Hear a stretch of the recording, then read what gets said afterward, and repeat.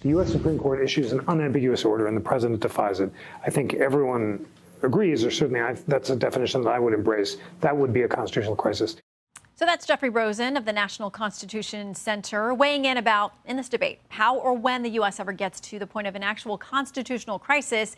It's a phrase that some in Washington and beyond like to throw around amidst a host of legal challenges to the new administration.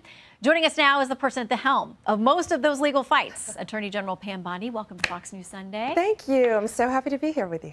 Glad to have you. So let's start there. Is there any scenario in which the president gets an order or a final judgment from the Supreme Court in which he doesn't agree with it and he doesn't comply?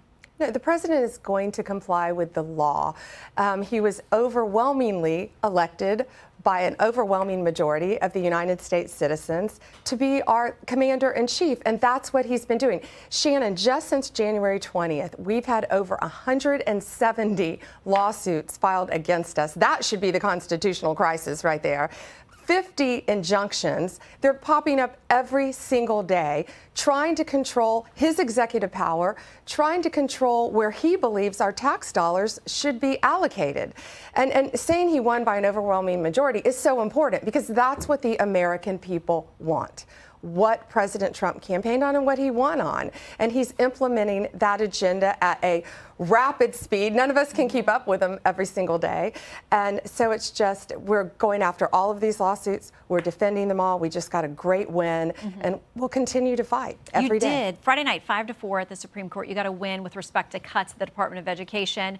But the court did go against you on issues of foreign aid being paid out. How do you think these issues of executive power, when they get to the court, ultimately on the merits, will go? Because you know the court has told executives no when it comes to things like student loans or recess appointments. Sure. I think we're going to be very successful on all these. So the one you just brought up, the DEI, that was Department of Education. So we represent all the various agencies, and all of these 170 lawsuits have to do with all the agencies across the board. This particular one, though, was very important because the court said that President Trump can control where our tax dollars go and what they're allocated for. And we do not have to spend them on DEI, and that's what was happening. So the ramifications of that are huge for our country, and that impacts every single agency.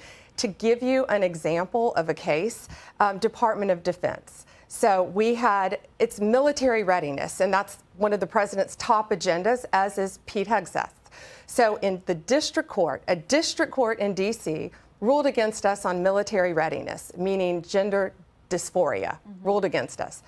We appealed that to the circuit court, and we won. The second we won, within minutes, Shannon, in California, they filed an identical lawsuit, and we lost.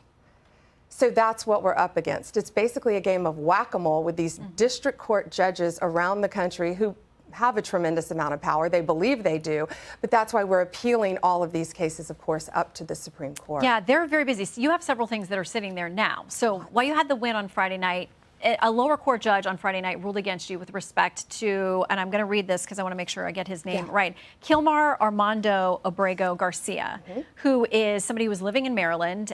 He was under an order not to be deported because of fears or danger that he may face back in El Salvador. The government has admitted there was an error in deporting him. But this judge has said you've got a deadline midnight Monday to get him back from El Salvador. There have been allegations that he is a gang member, that he's involved in human trafficking. This is what the judge said. That's just chatter in my view. I haven't been given any evidence in a court of law when someone is accused of membership in such a violent and predatory organization. It comes in the form of an indictment, a complaint, a criminal proceeding that has robust process so we can assess the facts. So would it be helpful in making your case, not only to the court, but in the court of public opinion, to show what you have explaining these allegations against him? Yeah, and to explain to you, ICE has testified, members of ICE, that he is an MS-13 gang member. And the defense, his lawyers, have argued, well, he should be here because he was studying to be an electrician. Well, let me give you a comparison. I was just in our home state of Florida this week where we arrested 3 MS-13 gang members. These 3, it was a cold case, 10 years old. They are charged with violently stabbing an individual over 100 times as part of their gang initiation. One was arrested in Fort Lauderdale. One was arrested. He fled to Minnesota. Great police work, FBI, all of the agencies together. Border Patrol even caught him. One there. And then the other, ready for this, was a drywall hanger in the Villages in Florida. Hanging drywall. So the argument that because these people are living among us, these illegal aliens from El Salvador, means they're not part of a gang. That's how they're hiding. That's how they're succeeding.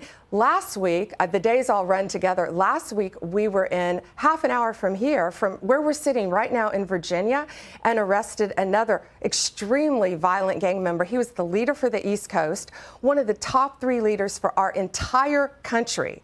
And this guy was living in Virginia in a nice neighborhood. There were wreaths on the door. There were children's bicycles outside his neighbor's home. That's so frightening, and that's how they insulate themselves. So we have to rely on what ICE says. We have to rely on what Homeland Security says. They're our clients. And I firmly believe in the work they are doing, and we're going to make America safe again. That was President Trump's directive to all of us. So Obrego Garcia, though, was not charged with any of these things, stabbings, murders, anything. No. He was never charged or convicted with anything.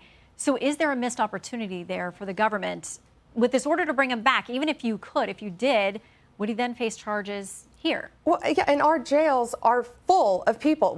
We want to send these people out of our country when possible. When we have charges of violent murder, we're going to keep the ones that are here. We're going to keep them here. We're going to charge them. We're going to prosecute them. The one in Florida I just mentioned, we had the victims' families in court with us, and that gives them closure. But the best thing to do is to get these people out of our country. And when that first plane left and landed in El Salvador, there were 261 reasons why Americans were safer. We have to look out for the safety of our country first and foremost, and that is Donald Trump's directive, and we're going to continue to do that. Is there a reason that the attorney who argued this case on Friday has been put on suspension? Is it because you don't think he zealously advocated enough? Did he mishandle the case? I mean, he had to admit, as has been done in this pleading, the government made a mistake in deporting this guy. So it's a pending matter right now. He was put on administrative leave by Todd Blanche on Saturday, and I firmly said on day one, I issued a memo that you are to vigorously advocate on behalf of the United States.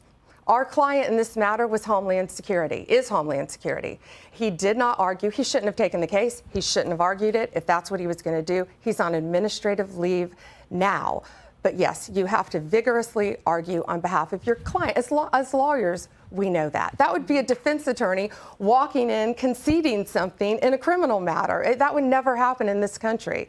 And so he's on administrative leave now, and we'll see what happens. Okay, I want to try to get to some other cases. The death penalty this week, you announced that you want the prosecution to seek that with Luigi Mangione, accused of gunning down United Healthcare CEO Brian Thompson in Midtown Manhattan. Politico reacted to that with this line: how Trump loses Gen Z. I was in an airport a couple of weeks ago with a young woman that had on a sweatshirt with his face on it, and he was portrayed as a religious icon. There was a halo, kind of like a saint. What's your take on how the younger generation sees him as a bit of a folk hero, and Politico's assessment that it may cost you politically? Shannon, the president's directive was very clear. We are to seek the death penalty when possible. And, you know, it hadn't been done in 4 years. I was a capital prosecutor. I tried death penalty cases throughout my career. If there was ever a death case, this is one. This guy is charged with hunting down a CEO, a father of 2, a married man, hunting him down and executing him. Yeah, I feel like these young people have lost their way. I was receiving death threats for seeking the death penalty on someone who is charged with an execution of a CEO. We're going to continue to do the right thing. We're not going to be deterred by political motives. You know, I've seen a protester walking down the street here, free Luigi. I mean, this guy's charged with a violent crime, and we're going to seek the death penalty whenever possible. Okay, another headline. There's chatter about President Trump seeking a 3rd term. He has said, quote, there are methods. Is this just one of his epic trolls? Or does he, or do you believe there is a method short of amending the Constitution by which he could seek a 3rd term? President Trump has served 1 full term. He's on his 2nd full term. He's a very smart man, and I wish we could have him for 20 years as our president, but I think he's going to be finished probably after this term. Probably. Well, the Constitution, we'd have to look at the Constitution. It would be a heavy lift, and whether you get 2/3 of the Senate and House to go along with you. but is the concession It'd be a that heavy that's lift. really the only way to do it? It'd be a heavy lift. Okay, Attorney General, we thank you for your time. We hope you'll come back soon. Thank you. I'm Steve Ducey. I'm Brian Kilmeade. And I'm Ainsley Earhart. And click here to subscribe to the Fox News YouTube page to catch our hottest interviews and most compelling analysis.